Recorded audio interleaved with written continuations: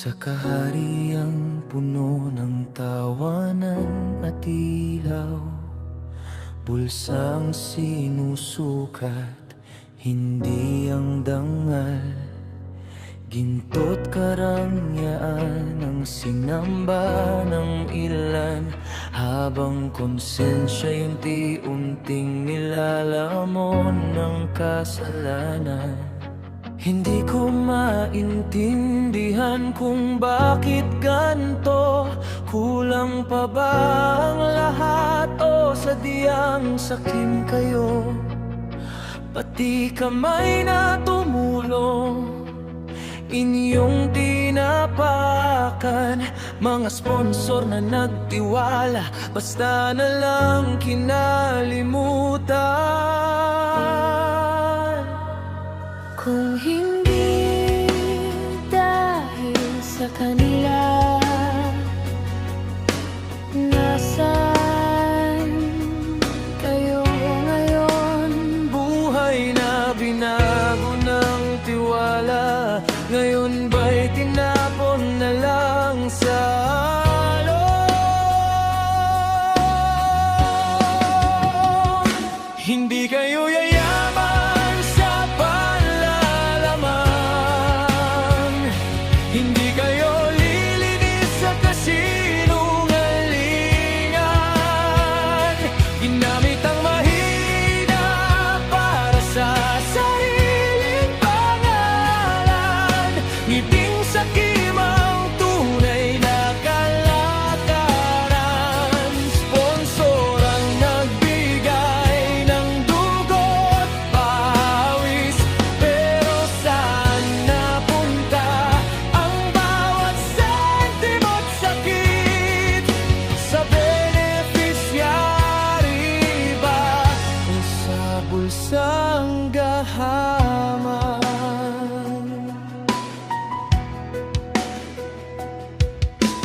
Charity vlogger na naging bida sa kwento, habang ang tinulungan naiwan sa anino. Kapal ng mukha, wala nang hiya, pagkakawang gawa, ginawang negosyo't palabas na binabalahurang dapat ingatan. At kapag pumalag, sila pang sinisiraan. Baliktad ang mundo, baluktot ang katwiran, ng biktima ang may sala. Ang sakim ang banal daw puno,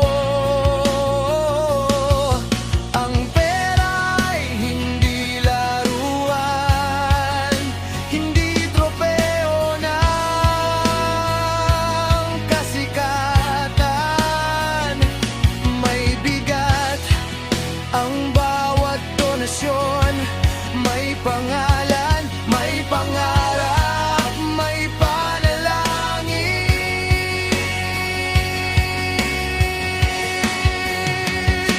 Hindi kayo yayaman sa panlalamang,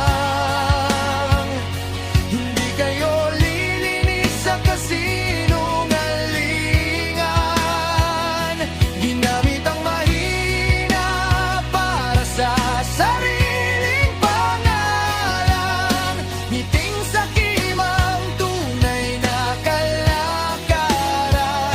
Sponsor ang nagbigay ng dugo't pawis, pero saan napunta ang bawat sentimo't sakit? Sa beneficiary ba o sa bulsang gahaman?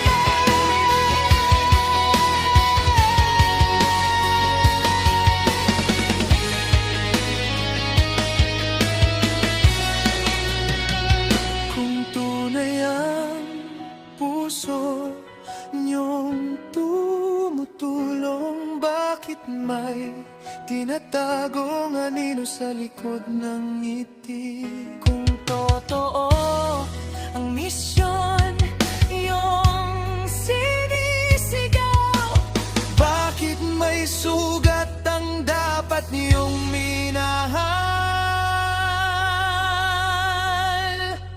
Hindi kayo yayaman sa panlalamang, Ang katotohanan ay laging babalik sa liwanag. Hindi negosyo ang buhay ng tao, hindi kontent ang luha ng mundo. Sponsor, beneficiary, tiwala at dangal, hindi yan laruan ng sakit na pangalan. Darating ang araw, lalabas ang lahat, at ang katotohanan ang huhusga sa inyo ng tapat.